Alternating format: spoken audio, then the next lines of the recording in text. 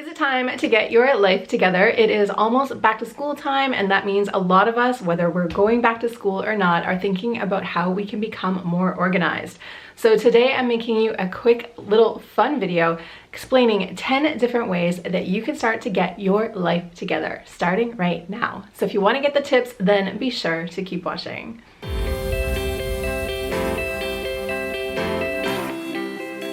Hi, my love, and welcome back to another video. My name is Jen. I'm a spiritual life and business coach, and this is my YouTube channel. I'd love to welcome you aboard, whether this is your 17th time or your first time. So thank you so much for joining me here today. If you don't know what I'm all about, I create videos for you every week all about the art of combining manifestation and mindset together so that you can use these powerful tools in your own life to create the life of your dreams. So if that sounds like something that you want to keep doing, then be sure to go ahead and hit that subscribe button. Like I said, I am a spiritual life and business coach, and I'm currently accepting applications for my brand new Unblocked group coaching program. If you are looking for a little more help in up-leveling your life and manifesting your desires, then you'll want to make sure that you apply. So stick around to the end of the video and I will give you all the details then. So today I'm mixing it up. I'm usually talking here about more spiritual or psychological topics, but today I wanted to make a really practical hands-on video that you can use right now to start up leveling your life. And today I'm sharing with you 10 tips on how you can start to get your life together starting now. And like I said, it is the beginning of the school year. This year may be different than most years, but we still have that same energy. And I know I haven't been to school for a very long time, but fall is still that time where I like to sit down, reassess things, get organized again, and really get in the best frame of mind for the rest of the year. So with that in mind, I thought I'd make this quick little video for you today, sharing 10 tips that you can start to use right now. So let's jump right into the tips. And the first tip that I'm going to give you today is my very favorite way to kick off a new beginning, no matter what you are trying to do in your life, and that is to declutter your space. So when I first began the Align Life, I was actually talking a lot about using your home as a tool for manifestation. And so decluttering holds a very dear place in my heart. I really find this so beneficial on so many levels. And the main reason for that is because everything is energy. I'm talking about this on this channel all the time, but it's really important to remember that when it comes to your space, that you are basically the gatekeeper of the energy in your home. So if it is time for you to bring something new into your world, and if you are into manifestation, then yes, it is that time, then you'll want to make sure that you are clearing out your energy and creating a fresh space for new things to roll in. And so one great way to do that is by decluttering and getting rid of things that no longer serve you. And I'm really talking about decluttering in your home, but you can apply the same principle to, the files on your phone or on your desktop of your computer or to your calendar. Any way that you can declutter your energy, your space is really going to help set the stage for a new beginning. So even if you might be afraid of decluttering, maybe pick up the Marie Kondo book and let her walk you through it, because I really do recommend this practice and I recommend you doing it regularly. So that is why that's my number one tip. Tip number two for you today on how to get your life together is to start to feed your brain some positive things. So I call this feeding your brain the right diet. When it comes to our actual diet, we all know what that looks like. We all know what it's like to eat healthy, to eat greens, to eat all natural foods. But do you think about this when it comes to your brain? So many of us don't, and instead we go on to Instagram or Facebook or TikTok or wherever, and we just let ourselves consume all kinds of things that aren't necessarily in our highest good. Now, I'm not saying that you need to turn off reading the news or that you need to step away from social media forever, but I do want to suggest that you limit the times that you spend on things that aren't in your best interests. So maybe if you find yourself reading news story after news story after news story, maybe it's time to put a limit on that, or give yourself a number of articles that you can read in a day or something like that. Maybe you are a Facebook scroller and you find yourself on there all the time just scrolling for no reason. So maybe you could start to use an app that would help to monitor your time on there and help kick you off when you're not supposed to be on there. And instead of doing these things that are low vibe and are taking you down, I would suggest thinking of things that you can bring in that'll help feed you what you want. So that could be a high vibe podcast, like maybe my podcast, or it could be listening to an audiobook, or it could be reading a book, or, you know, training yourself, taking an online course, anything like that, that is basically focusing your attention on something that you want to know about, that uplifts you, that is improving you, that is bringing you closer to what you want. You want to make sure that those things are part of your day and that you're not just sitting there scrolling and letting whatever just happens to be in your feed fill up your brain. So think about this, like I said, like a diet. If you could feed your brain a, you know, healthy amount of inspiration and education, what would that be like? And so this is a question everybody has to answer for themselves, but I really suggest that you make this part of your daily practice and start editing out the stuff that doesn't matter. And that brings me to my third tip for you today, and that is doing an energy audit on your life. So I was just speaking to you particularly about what you consume and what you pay attention to in the media. But in this case, you can take this concept and apply it to everything in your world. So for example, think about the time that you spent on any activity during your week and really start to think about whether or not that activity is ultimately worth it. So I can think back now to so many times in my life when I ended up doing things because they were habits, and over time, those things were less and less inspirational to me, yet I find myself doing them just because that is what I always did. The thing is, even pleasurable activities, if you do them too much, can lose some of their charm. And sometimes the things that we used to find a lot of fun in are no longer as uplifting. So it is really up to you to look at what you're doing every day or every week and really figure out if it's serving you now. And I'm giving you full permission to acknowledge the things that aren't serving you or that maybe you have outgrown, so that you can have the courage to replace them, to change them, to limit them, or, you know, do whatever you need to do to safeguard your energy. And that's really what you need to think about, is just safeguarding your energy, because you only get so much of it. So I really want you to think about it that way. Think about how you can spend your energy and your attention on the things that you actually value and enjoy. Tip number 4 in these 10 tiny ways you can get your life together is simply making sure that you get enough sleep. And I know this is a super basic one, but it is amazing at how much of a difference a full night's sleep can make. And maybe this is a little bit easier for us right now because so many of us are working from home, but I really want you to think about your sleep patterns and really consider whether you are getting good quality sleep or not. So we all require, 8 hours of sleep a night, but I know there are people out there who really pride themselves on getting less than that, who are maybe parents of young children or have a really stressful job. But I would really want to question, whether the amount that you're getting regularly is enough.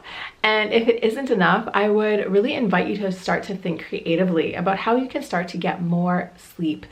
I know that sleep seems like dead hours, and if you're super type A, it might seem way more tempting to stay up late and to watch more Netflix or whatever.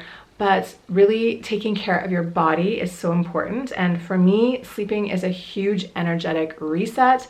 It really helps me to disengage with the day's stresses. And for me, actually, sleeping is when I get so much inspiration and a lot of intuitive download. So for me, sleep is ultra important. And I really invite you to make sleep a priority in your life if it isn't already. And so if you really need to get good quality sleep, think about things like wearing a sleep mask or getting a white noise machine or wearing earplugs. There's so many things you can do to improve the quality of your sleep. And really, it makes such a world of difference. Okay, tip number 5 in 10 tiny ways to get your life together is to start setting daily intentions. So I've been talking about this concept on this channel a lot lately, and basically it's all about the idea of moving the law of attraction from this big heady concept that's way out there and bringing it in to our actual life. So you can use this every day. You can set intentions every single day for about everything that you do. You can set an intention before you go to the grocery store that there won't be a lineup. You can set an intention when you're driving to the mall that there's going to be parking out front. You can set an intention that your phone call tonight is going to go smoothly. You can set an intention for whatever you like. So I really recommend that you play with this, because this is inviting you to step into your true power as a conscious creator. And all you really need to do as a conscious creator is to think in advance of the outcome that you want and to set an intention for it. And it is amazing how many times that you do this, that this intention will come true. And I know these things seem so small, but if you could really make things go your way all the time, wouldn't you want to try that out? So I would really suggest that you apply this to your life and set at least 3 intentions for yourself throughout your day for whatever it is. And it doesn't really matter if it's big or small, but I just want you to play with that energy and to really see just how powerful you are. So this is a super fun tip for everyone to try out. Okay, my 6th tip for you today is to practice being happy. This sounds kind of crazy at first, I know, but so many of us think that we have to hold off feeling good, feeling happy until we get something in our life. So if you have felt like you are constantly on a treadmill in life, if you are constantly working towards something and never quite getting there, then this is the tip to apply for you. So I know how this feels. I know exactly how it works. Like if we think of the typical American dream life and we think of somebody who, you know, graduates high school, goes to college, graduates, gets a job, gets married, has 2.5 kids, blah, blah, blah. It's like there is this sort of set rhythm to life that we are supposed to go through. And the thing is, we have all been ingrained to look at the world in this way for so long, but sometimes we forget that we are not here just to accomplish things. We are human beings, not human doings. And the real trick to being a spiritual being on this planet, being the spiritual person wearing a physical body, is learning how to opt into your happiness and your power in the present moment. That means letting yourself feel happy, letting yourself feel worthy, letting yourself feel deserving, even when you are in progress. Because, my friends, we are always in progress. This sounds like such a simple idea, but it is truly radical, because most of us have been taught to think of ourselves as less than or unfinished or not worthy yet until we get the degree, until we get the ring, until we get the baby, or until we get whatever it is that's coming next. If you want to create a truly happy, powerful life, and I suggest that you do, I would practice being happy in the moment. Practice being happy with what you have right now. Practice being happy with who you are right now. Practice being happy without having to wait for the next accomplishment or the next achievement or the next thing you're going to buy. Practice being happy now. And this will become easier over time, and you will feel less attached to those big goals. Of course, you can still moving towards your big goals, and in fact, I encourage you to. But the more you opt into happiness, you know, the more you kind of build it like a muscle, and the easier it gets and happier you will become over time. Okay, tip number 7 in 10 tiny ways you can get your life together is to throw away your to-do list and to start to schedule your life instead. So I am a former to-do list junkie. I mean, I still have a to-do list to a certain degree. But what I've been really practicing lately is moving away from the to-do list and into the schedule.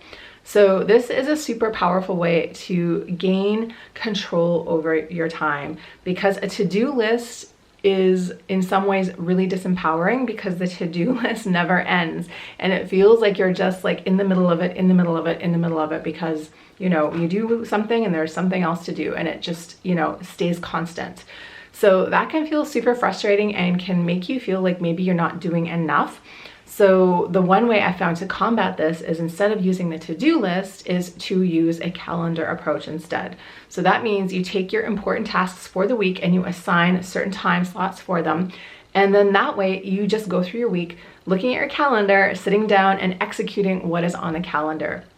So this is really cool because it eliminates any of this trying to prioritize in the moment. If you start to feel panicky about how productive you are in any one day, then that will leave you feeling maybe not empowered and leave you trying to do too much or not doing enough because you've decided it's not worth it.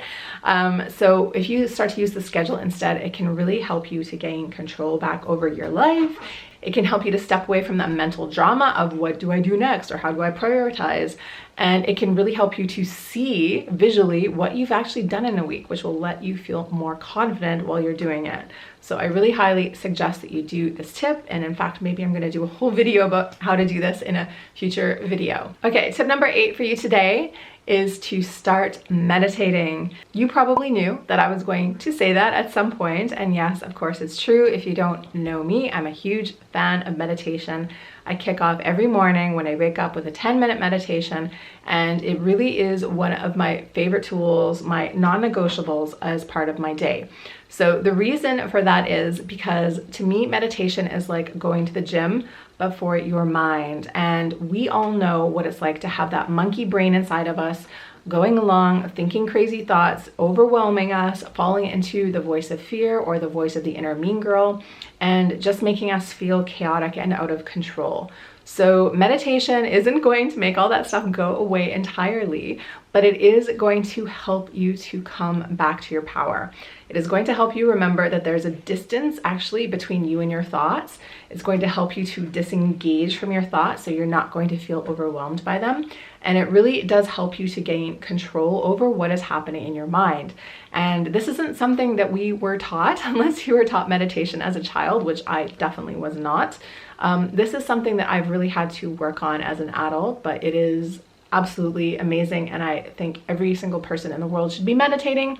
But that's okay, you guys. You can start with 5 minutes a day, 10 minutes a day. I only do 10 minutes a day. So it doesn't have to be complicated. You don't have to think nothing for 10 minutes. There are so many different ways of meditating. I would suggest starting off with a mantra meditation or listening to a guided meditation. And there are so many out there, including my 2 meditations on Insight Timer. If you're interested in listening to those, I'll leave a link in the description box below. Okay, my second last tip for you guys today, tip number 9, is to take care of your physical body.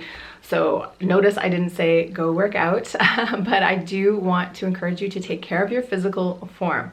So yes, we are spiritual beings having a human experience, but this human body is our vehicle for our time here on earth. So it is really up to us to take care of ourselves in one way or another. I don't mean you need to go sign up to run a marathon. I don't mean you necessarily need to go sign up for a physical trainer or anything like that. But if you can do just a little bit in your week, in your day, to take care of yourself, that is really all that's required. So personally, I like to go on walks. I do some yoga and some very basic, kind of Pilates exercises at home. And that is really all I need. But I used to do running every morning, and that's really good for energy and for clearing your mind. And at different times in our life, we are going to be more receptive to different kinds of physical exercises. So I don't care which kind you do, and I'm not telling you to do this so that you can lose weight or anything like that, but I do suggest that you take care of yourself in one way or another. And that's really just part of, taking pride in ourselves. It's like putting on makeup or doing your hair. It's really just part of pride of being here and being in this body. So I really encourage you to think about that, especially if you aren't already. Okay, my 10th and final tip for you guys today, in 10 tiny ways you can get your life together, and that is to create a morning routine. So I love a morning routine. I love having things that I do in the morning, and I love, working on myself before I start with the chaos of the day. I'm not completely perfect. I have to admit, I do definitely scroll Instagram sometimes before I do my morning stuff, but I really try to do the morning stuff as soon as I can. The reason for that being is because we all know what it's like in modern life. We get up with the best of intentions, and then we check our email and something's gone wrong, or there's something happening on social media, and then suddenly all of our intentions have been taken over by someone else's request or by something that's happening in the day, and therefore we forget to spend the time on the things that we need. So the reason the morning routine is so wonderful is because it safeguards that space for you. If you, carve out, 30 minutes, an hour, 2 hours in your morning just to do these things for yourself, then you know you are getting them done. And so there are so many different ways that you can play with this as well. I already mentioned that I do a morning meditation. I also do a tarot card pull, and I do journaling on most days. But whatever you want to create as part of your morning routine, that's entirely up to you. But I just really suggest that you think about it and pick 3 to, I don't know, 7 things that you can do every day that are your must-dos, and think about this as curating a sacred space for you. Think about this as setting your day up in the best way possible. And honestly, this is just really a form of extreme self-love, radical self-care. And this really just ensures that you are in the best energy and the best mindset for the rest of your day, which is a really amazing thing to do for yourself. Okay, so that's it for today's video. I went as fast as I could and it still got out pretty long, but I really hope that you enjoyed these tips today. Thank you so much for watching along, and I would really love to know which one was your favorite. So if you want to go ahead and leave me a comment below, I would love to hear from you. Like I said at the beginning of the video, I'm so pleased to announce my Unblock group coaching program. This is my private 6-week coaching program for motivated individuals who are looking to up-level their life. If you are feeling stuck in manifestation and like you just can't get ahead, you don't know why, and you need a little hand holding to get you past your blocks and moving towards what you want, then you'll really want to come over and check this out. Applications are currently open, so I'll leave a link for that in the description box below. Thank you again for watching. If you like this video, give it a like. If you want to watch more, click right here. And other than that, I'll see you in the next one. So until then, as always, just remember, get ready for the miracle. See you guys.